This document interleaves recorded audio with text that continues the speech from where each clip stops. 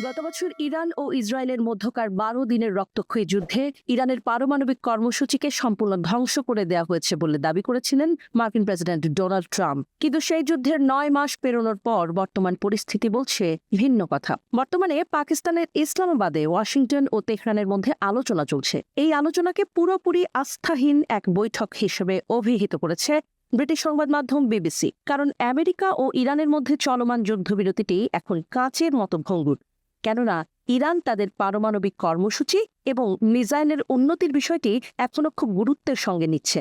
আর এটি ট্রাম্পের সবচেয়ে বড় ভুল বলে মনে করা হচ্ছে। কারণ ইরানের সঙ্গে চলমান যুদ্ধবিরতির শর্তে স্থায়ী কোনো কূটনৈতিক সমাধান যুক্ত করেননি ট্রাম্প। ফলে এখনও রণক্ষেত্রে সক্রিয় অবস্থানে রয়েছে ইরানের গার্ড বাহিনী। যে কোনো মুহূর্তে যুদ্ধ শুরুর অপেক্ষায় রয়েছে ইরানের দুর্ধর্ষ এই বাহিনী। এছাড়া আমেরিকা ও ইরানের মধ্যে চলমান আলোচনার টেবিলে সবচাইতে বড় বাধা হয়ে দাঁড়িয়েছে লেবাননের যোদ্ধারা এবং ইসরায়েলের মধ্যে চলমান সংঘাত। ইসরায়েল লেবাননে বিমান হামলা অব্যাহত রাখলে এই যুদ্ধবিরতি মুহূর্তের মধ্যে ভেঙে পড়বে বলে স্পষ্ট জানিয়ে দিয়েছে ইরান। নিজেদের প্রক্সি বাহিনী হিজবুল্লাহকে ইসরায়েলের হামলা থেকে রক্ষায় এতটাই প্রতিশ্রুতিবদ্ধ যে ইরানি বাহিনী এখন অনেকটা অটো পাইলট মোডে চলে গেছে। অর্থাৎ হিজবুল্লাহর পক্ষ নিয়ে যে কোনো সময় ইসরায়েলের উপর তারা পাল্টা আঘাত হানতে প্রস্তুত। এদিকে র্যান্ড কর্পোরেশনের কৌশলগত বিশ্লেষক রাফায়েল কোহেনের মতে, যদি বর্তমান আলোচনা ব্যর্থ হয় তবে ট্রাম্পের সামনে এমন ৩টি পথ খোলা আছে যার প্রতিটি অত্যন্ত ঝুঁকিপূর্ণ। আর তা হল পিছু হটা এবং আমেরিকাকে বিজয়ী ঘোষণা করা। ট্রাম্প নিজেকে বিজয়ী দাবি করে সরে আসতে পারেন, তবে এতে হরমুজ প্রণালীর পণ্য নিয়ন্ত্রণ ইরানের হাতে চলে যাবে, যা আমেরিকা ও এর আরব মিত্র দেশগুলোর অর্থনীতিতে দীর্ঘমেয়াদী ক্ষত তৈরি করবে। এছাড়া ইরানের ওপর আবারও বোমা বর্ষণ শুরু করার অপশন থাকবে ট্রাম্পের হাতে, যাতে ইরানকে আলোচনার টেবিলে আসতে বাধ্য করা যায়।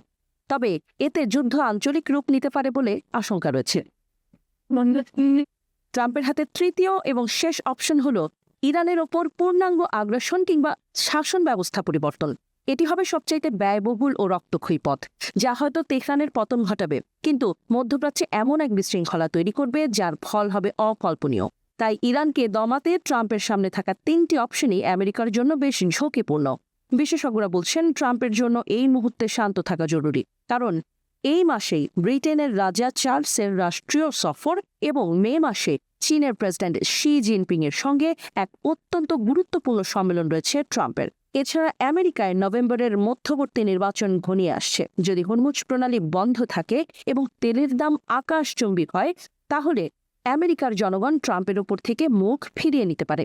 একদিকে ইরানের সঙ্গে যুদ্ধবিরতি ভেঙে যাওয়ার আশঙ্কা এবং অন্যদিকে নভেম্বরের মধ্যবর্তী নির্বাচনের চাপ ট্রাম্পকে কঠিন পরিস্থিতির মধ্যে ফেলেছে বলে মনে করছেন বিশেষজ্ঞরা।